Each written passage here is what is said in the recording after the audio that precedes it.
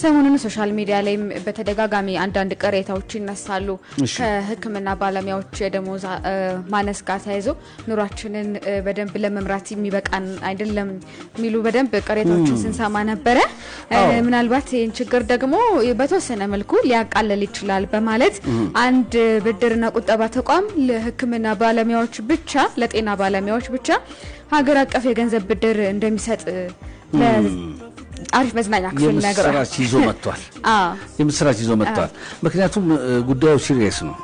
የጤና ህክምና ባለሙያዎች እንደምታውቁ እንደኛ ባሉ ሀገራት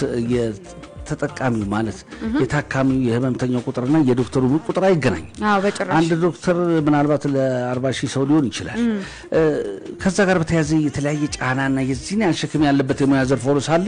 ከፍያው ላይ ጥቅሙ ላይ ስትመጪ እነዚህ ሰዎች አልተደሰቱም ማለት ምን ማለት ነው ነገ ተነገወዲያ ወደ ታካሚው ሪፍሌክት አገልግሎት ላይ የሚመጣውና የተለያዩ ድምጾች ይሰሙ ነበር ይሄን ለመፍታት ግዴታ የአንድ ወገን ወይም ደግሞ የመንግስት ብቻ ድርሻ አይደለም በማለት ይሄንን የመሰለ ወርቅ የሆነ ሐሳብ ደግሞ ይዞ መምጣት በጣም በኢትዮጵያውያኖች በችግር ውስጥ በክፍተት ውስጥ እንዴት አለን እንደምንል ምን ያህል ደግሞ የበለጸገን እንደሆነ የሚያሳይ ነው በሐሳብ በኢትዮጵያ ባይነቱ የተለየ ነው እንዳልሽው የጤና ባለሙያዎች ሀገር አቀፍ የገንዘብ ብድርና ቁጠባ ተቋም ነው ስራ የጀመረው ድሮጋ ፋርማ ባኪሞችና ፋርማሲስቶች የተቋቋመ ነው ኃላፊነቱ የተወሰነ የግል ማህበር ግዙፍ ድርጅት ነው ዋና ዓላማው በሀገራችን በበቂ መጠንና ጥራት ለማህበረሰቡ መድረስ የማይችሉትን የህክምና መገልገያዎች በማቅረብ ህብረተሰቡ የተሻለ የጤና አገልግሎት እንዲያገኝ ማስቻል ላይ ነው ድሮጋ ፋርማ በዋና ለማድረግ የሚሰራው ድሮጋ ፋርማ የጤና ዘርፉን ከተቀላቀለ እንግዲህ 10 ዓመት የሞላው መሆኑ በምንም አይነት ጉዳይ ላይ ታማኝነት እንዲኖረው የሚያደርግ ነው በእነዚህ ስኬታማ የሥራ ዓመታት ከተረዳቸውና በአፋጣኝ መፍትሄ ማግኘት አለባቸው ካላቸው ዋና ፕሮጀክቶች ውስጥ የጤና ባለሙያዎችን ኢኮኖሚ ጥያቄ መፍታት ይህንን ለማድረግ የሚረዳ የገንዘብ ብድርና ቁጠባ ተቋም መመስረት አስፈላጊ እንደሆነ ደርሶበታል ዶክተሮች የጤና ባለሙያዎች ነርሶች በአጠቃላይ በጤና ዙሪያ ላይ የሚሰሩ ባለሙያዎችን ታሳቢ አድርጎ የብድርና ቁጠባ ተቋም መመስረቱን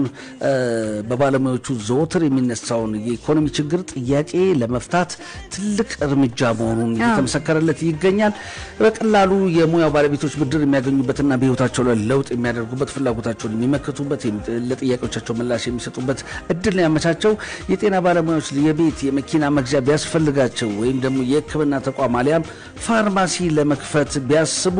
ብዙ ጊዜ የካፒታል ጥረት ስለሚያጋጥማቸው ካሰቡበት ደረጃ በቶሎ ለመድረስ ይቸገራሉ ድሮጋ የገንዘብ ብድርና ቁጠባ ተቋም ታዲያ ይህን የጤና ባለሙያዎች መሰረታዊ ጥያቄ ለመፍታት ወደ ስራ መግባቱን አስመልክቶ ዛሬ በዚህ ሰዓት ከጧቱ 3 ሰዓት አንስቶ ጦር ኃይሎች አካባቢ በሚገኘው መኮንኖች ክበብ ላይ ነው ለየት ያለ በአይነቱ ለየት ያለ ጋዜጣዊ መግለጫ እየተሰጠ ይገኛል አሪፍ መዝናኛ አሪፍ ነገር በዚህ ቅጽበት ከተባለ በመኮንኖች ክበብ ድሮጋ ፋርማ ኃላፊነቱ የተወሰነ የግል ማህበር እንግዲህ በአይነቱ ለየት ያለውን አገልግሎቱን አስመልክቶ ከተለያዩ መገናኛ ብዙሃናት ለተውጣጡ የሚዲያ ሰዎች ዝርዝሩን እያቀረበ